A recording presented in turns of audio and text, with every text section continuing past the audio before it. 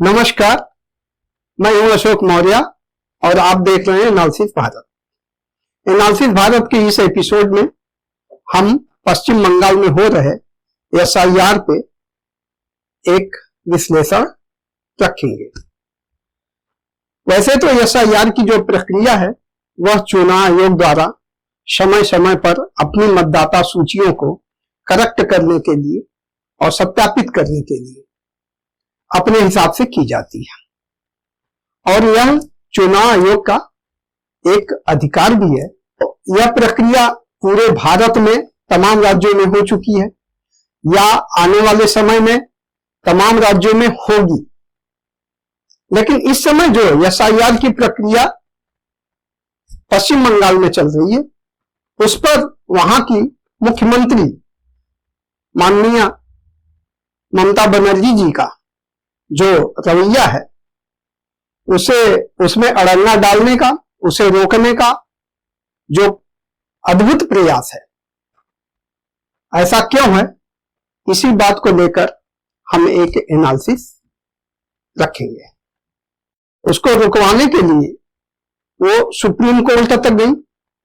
वो अलग बात है कि सुप्रीम कोर्ट उनको इस मामले में कोई बहुत ज्यादा राहत नहीं दिया, मगर फिर भी यह बात भारत के लोगों तक अवश्य जानी चाहिए कि ममता बनर्जी जी को इसमें पीड़ा, कष्ट, दुख क्यों है।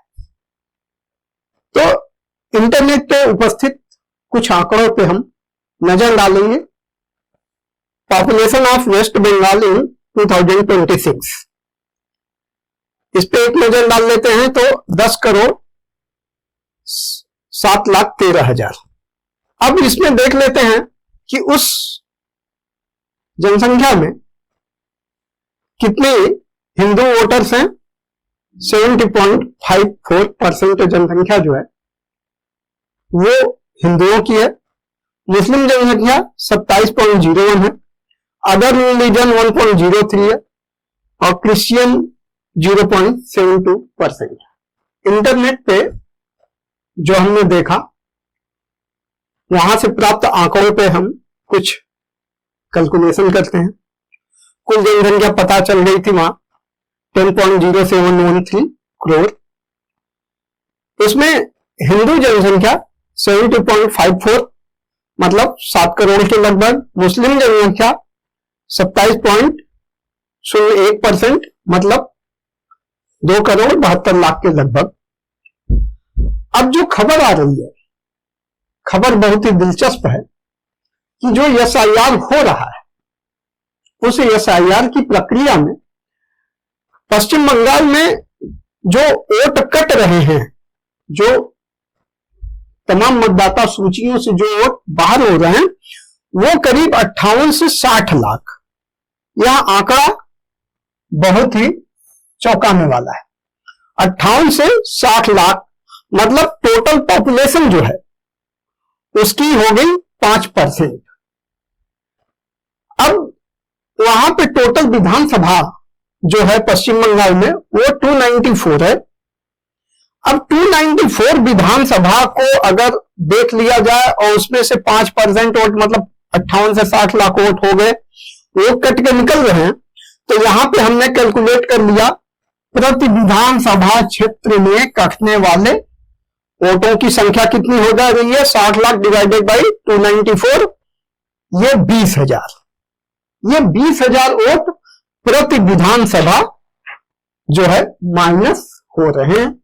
यही सबसे बड़ा खेला है कि हर विधानसभा में 20,000 वोट घट रहे हैं। तो ये तो एवरेज है। अब किसी विधानसभा में हो सकते हैं कि 10,000 वोट कटे और किसी विधानसभा में ऐसा भी हो सकता है कि 30-35,000 वोट कट जाए।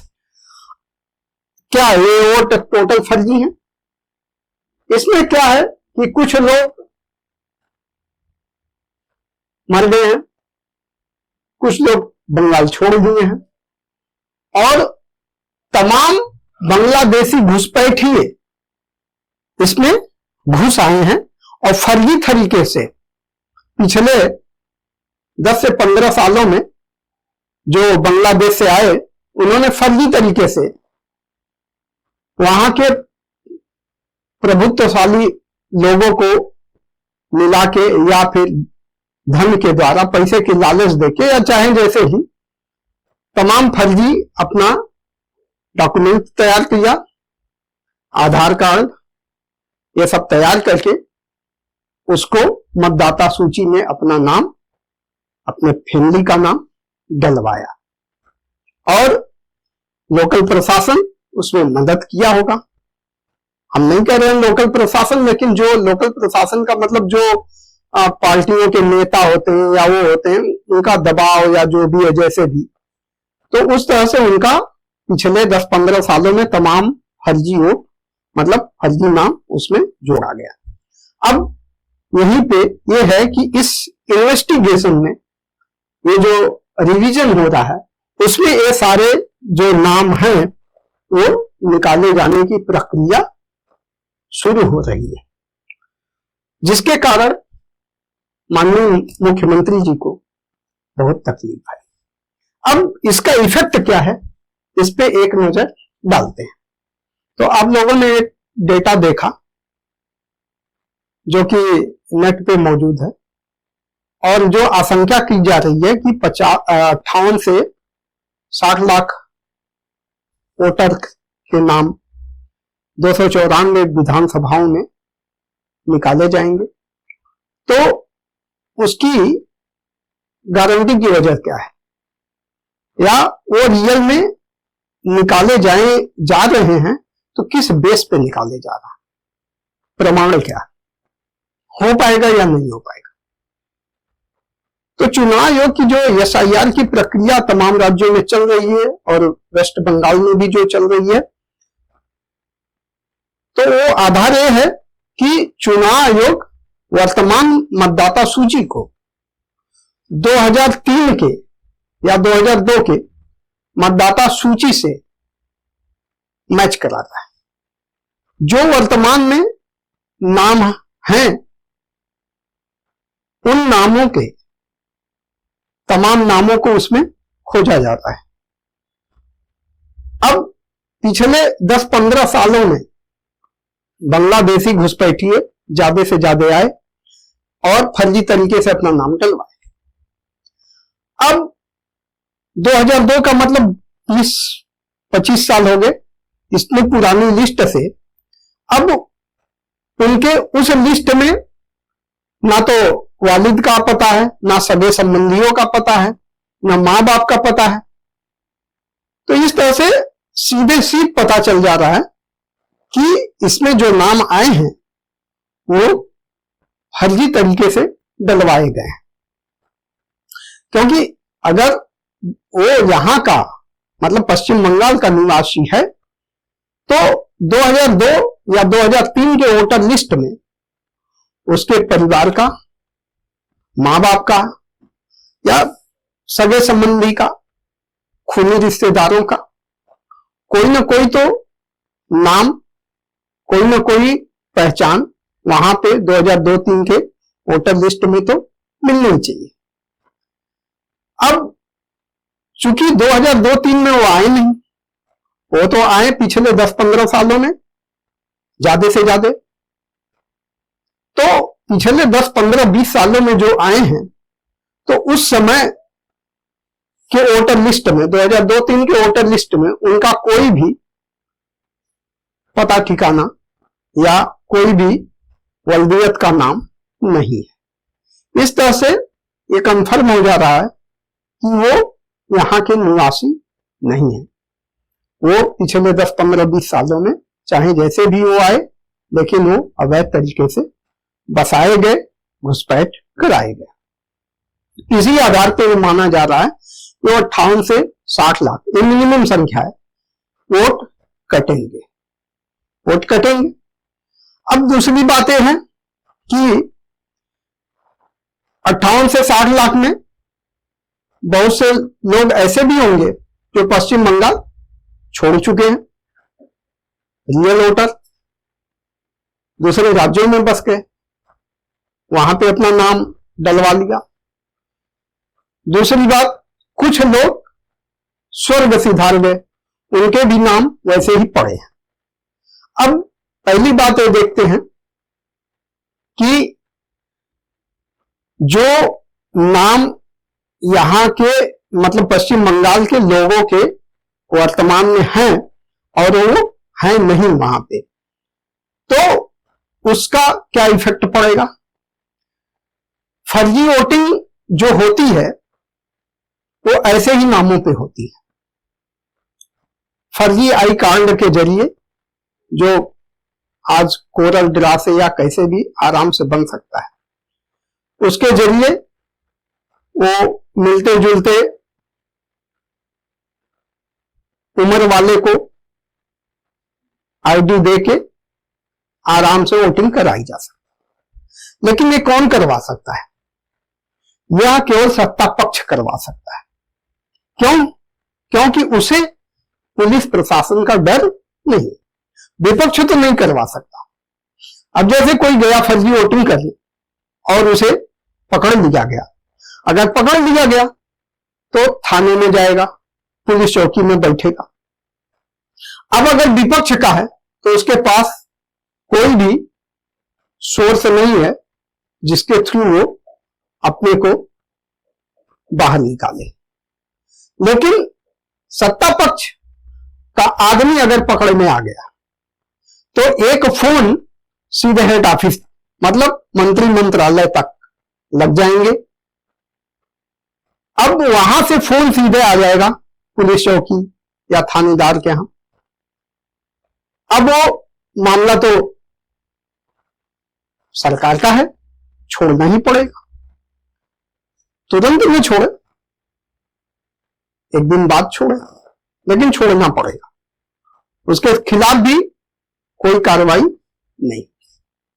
तो जो फर्जी वोटिंग ये है कि जो मतदाता हैं, मतलब पश्चिम बंगाल के निवासी हैं लेकिन हैं नहीं वहां, तो या फिर गुजर चुके हैं, तो उनके नाम पे फर्जी वोटिंग सत्ता पक्ष लाभ पा सकता है।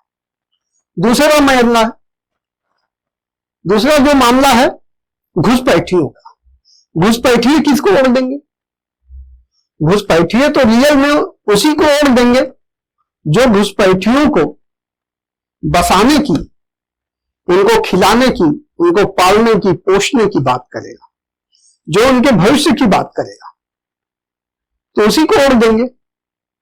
तो उस नजरिए से अगर देखा जाए तो ममता बनर्जी तो पूरी तरह से उनके पक्ष में है। वो तो ये मान चुकी है कि जो घुसपैठ करके पिछले 10 साल से जमे हुए हैं पश्चिम बंगाल में, वो पश्चिम बंगाल के निवासी हैं। उनका नाम किसी भी स्थिति में नहीं निकाला जाना चाहिए। तो जब वो सत्ता पक्ष की होके उन घुसपैठियों के लिए इतना लड़ेंगी, तो भाई घुसपैठ करके जो आए हुए लोग हैं वो श्योर हैं कि सत्ता पक्ष को ही अपना मतदान देंगे, विपक्ष को छोड़ देंगे, जो उन्हें निकालने की बात करेगा, जो उन्हें भगाने की बात करता है, जो उन्हें जेल में डालने की बात करता है, उसको वो देंगे वोट? नहीं, किसी भी हाल में। तीसरे मुद्दे की बात है, टीएमसी इतनी घबराई हुई क्यों है? इसलिए पिछले चुनाव में भाजपा तमाम सीटों पे 5,000 से लेके 20,000 वोट से पीछे रही, सेकंड पोजीशन पे रही। अब अगर ये एसआईआर हो गया और 20-20 हजार वोट एक एवरेज हर विधानसभा से निकल गए, या कहीं 30,000 निकल गए, कहीं 10,000 निकल गए, तो इस तरह से भाजपा टीएमसी के साथ पूरी शिद्दत के साथ लड़ने में कामयाब रही। तो ये टीएमसी इस बात को जानती है और हो सकता है कि भाजपा चुनाव प्रक्रिया में ज्यादा से ज्यादा सीटें लें। इस तरह से इस प्रक्रिया को इसीलिए मुख्यमंत्री साहिबा रोकना चाहती हैं कि ये ना बांस रहेगा न बांसुरी बजेगी। एसआईआर अगर होगा नहीं तो बीजेपी को या विपक्ष को फायदा मिलेगा नहीं। तो सारा फायदा सत्ता पक्ष को मिलेगा और सत्ता में पुनर्आगमन की व्यवस्था आराम से बन जाएगी। तो दोस्तों, बड़ी बेबाकी, पारदर्शिता और निष्पक्षता के साथ हमने पूरा विश्लेषण आपके सामने रखा है और मुझे उम्मीद है कि आपको ये पसंद आएगा। ऐसे तमाम मुद्दों पे निष्पक्ष बेबाक विश्लेषण प्रस्तुत करने के लिए हमारा हौसला बढ़ाइए और हौसला बढ़ाने के लिए इस चैनल को सब्सक्राइब कीजिए, शेयर कीजिए, लाइक कीजिए और कमेंट में अपने मन की बात हमारे तक पहुंचाइए। जय हिंद, जय भारत।